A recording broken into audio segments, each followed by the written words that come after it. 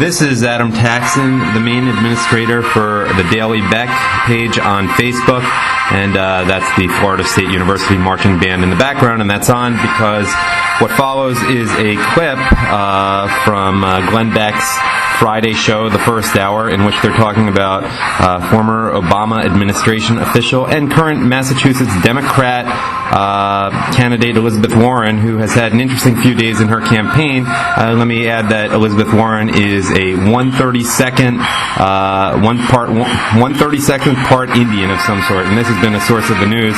Anyhow, in the following clip, you can hear Glenn Beck talking with Pat and Stu. Enjoy.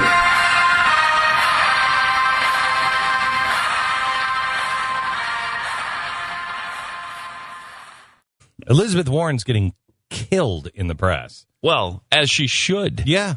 Yeah. This is... But may I finish? I don't think she loses. You don't think she loses the race? I don't think she loses the race. At least not because of this. It was a close race before this incident. I mean, Scott Brown was leading some of the polls before this. I mean, this is really going to hurt her. The only thing is, of course, it's so far in advance that by that time she might be able to turn it around. But she's definitely in trouble. This is the Massachusetts Senate race with Scott Brown and Elizabeth Warren. And Elizabeth Warren claimed Native American ancestry on her job application for Harvard. Ain't be just to tell you that you should mark that minority box for at least 10 years just for lunches. Just for lunches. High cheekbones. Yeah. You know, it's amazing that it actually amazes us that they would check a box for a free lunch.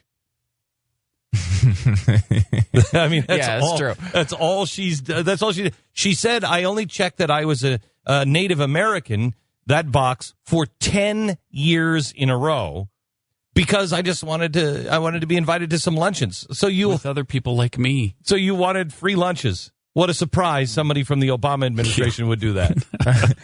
To me, the most interesting part is that we are now apparently allowed to identify an entire race by some aspect of their appearance. Yeah, and I kind of thought that was the worst kind of racism. This is her...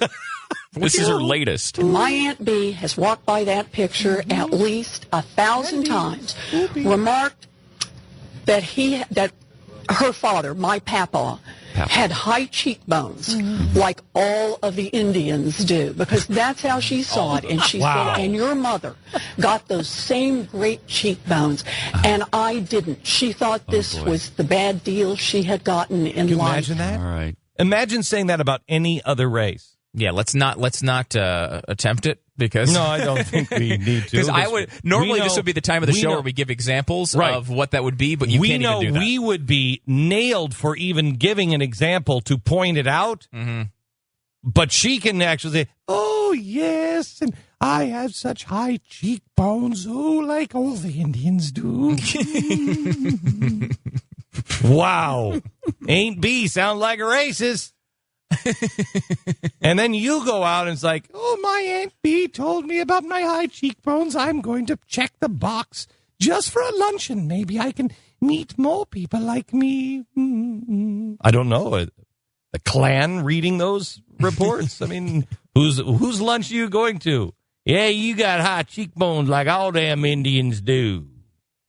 Yeah, when you say it like that, it sounds really bad. Sure does. When you say you've got high cheekbones like all the Indians do. That sounds nice. Yeah. Mm-hmm. You got that high cheekbones like all them Indians do. Well, I mean, it would be almost as racist as saying, you have a typical white person who is just afraid of people who are passing by. Nobody would say that, They have antipathy for everything that is different. Everything is different. She is a typical white person who, if she sees somebody on the street that she doesn't know, gets scared. There's a reaction that's been bred into them. It's bred into your reaction. Well, I can't believe that. Every time I hear racism every time I hear that.